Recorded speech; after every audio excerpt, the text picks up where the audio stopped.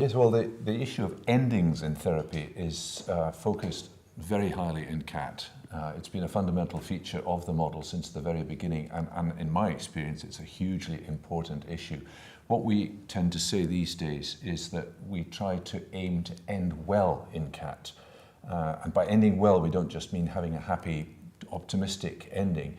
We mean to do it properly, which means celebrating, in a sense, some of the very painful and difficult issues that can arise in an ending, such as anxiety, worries about loss, what will happen, and perhaps anger at things not being sorted out perfectly.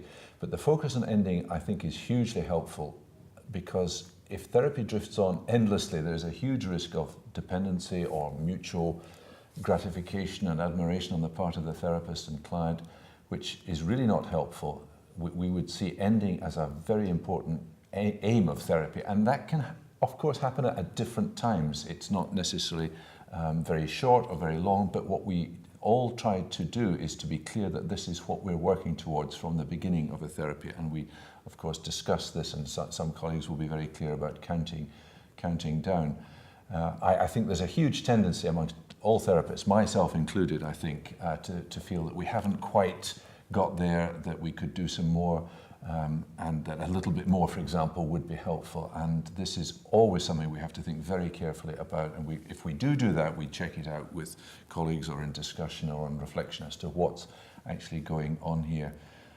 But the experience is that doing this and in a way making a focus on it is a real opportunity and a massive therapeutic moment, in the sense that what we can do, hopefully in a good ending well, is to do things differently, which is often not to go back to the old ways of coping or defense or denial or soldiering on the part of our clients or patients, but to be open and share these things and express how we feel. And that's massively important. And there's a ceremonial aspect, in a way, to a concrete aspect. We often exchange goodbye letters, which communicate and share something of what's going on at this point and look forward, often to a review, but with some optimism, because very often at the end we don't necessarily feel all that optimistic. But it's so important to have a chance, I think, to see how our client or patient will get on, because the aim is, in therapy, I think, not to keep people in therapy forever. That is not a result, and I often share that thought with patients. I think it can be helpful, even if it's hard. And afterwards, there may be a need for further work or other interventions, but it's such a danger. That's certainly applicable where I work in a routine psychotherapy service. It's an issue, I think, wherever we work and whichever culture this is. I work in the UK, but Rosanda, you're working in a public health service setting in Italy. Yeah. So I don't know what your experience of ending in CAT or in general would be in the issues. I totally agree with you. My experience with patients is that public health system patients usually had lots of therapeutic intervention before having CAT. And never-ending intervention. So the experience of having a piece of work done is really meaningful for them. It's quite therapeutic in itself. And about you saying that you know a lot of therapists that never would end their process because they think that another piece of process is needed.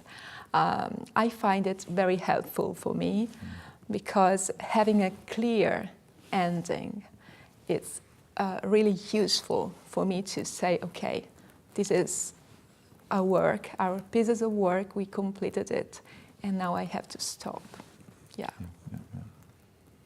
So you would feel that as a general issue in work, maybe not only in therapy, but it's something that it makes you think about in what we're doing in routine psychiatric services also, for example. Yeah. And would you say it has had an effect on you too? Has helped you in any way to manage therapy? Or to come to an end. To be able to do that? Absolutely. Yes, I certainly found that. And I think Tony Ryle also found that, incidentally, way back, because he suffered or experienced the same tendencies. So I think it's been a very important and fundamental aspect of our model, which is about trying to work with people and then help them on to lead their own lives in a more to go on. productive way. That's right.